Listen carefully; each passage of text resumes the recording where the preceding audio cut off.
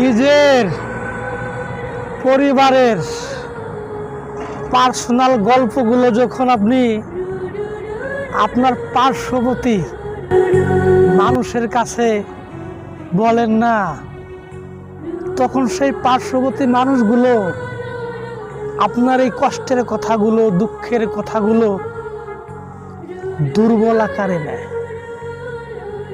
এই জন্য সবার সাবধান থাকা উচিত, সতর্ক থাকা উচিত যে আপনার পার্সোনাল কথাগুলো, আপনার ব্যক্তিগত কথাগুলো আপনার পার্শ্ববর্তী মানুষদেরকে জানাবেন না।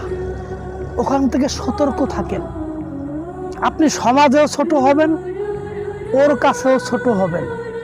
দেখবেন আপনার ওই দুর্বলতাকে সুযোগ করে, দেখবেন ওই দুর্বলতাকে পুঁজি করে আপনাকে জায়গা বেজায়গায় মান অপমান অপদস্থ করতেছে ওই পার্শ্ববর্তী আপনার মানুষগুলো, যাকে আপনি আপন মানুষ ভেবে মনের কষ্টগুলো, ভিতরের যন্ত্রণাগুলো আপনি তাকে প্রকাশ করেছিলেন।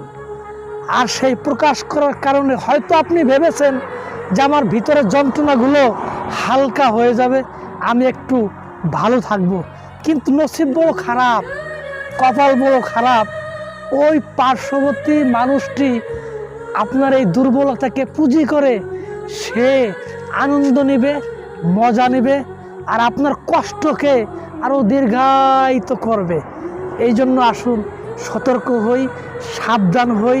আপনার ভিতরের যন্ত্রণাগুলো ওই পার্শ্ববর্তী ওই বেহায়া মানুষের কাছে না বলে, আপনাকে যে সৃষ্টি করেছেন মহান রব্বুল আলামিন, ওই সৃষ্টিকর্তার কাছে আপনি সিজদারত অবস্থায় তার কাছে বলেন, আল্লাহর কাছে বলেন, মহান রব্বুল আলামিনের কাছে বলেন। দেখবেন একসময় সমাধান হয়ে গেছে ঠিকই।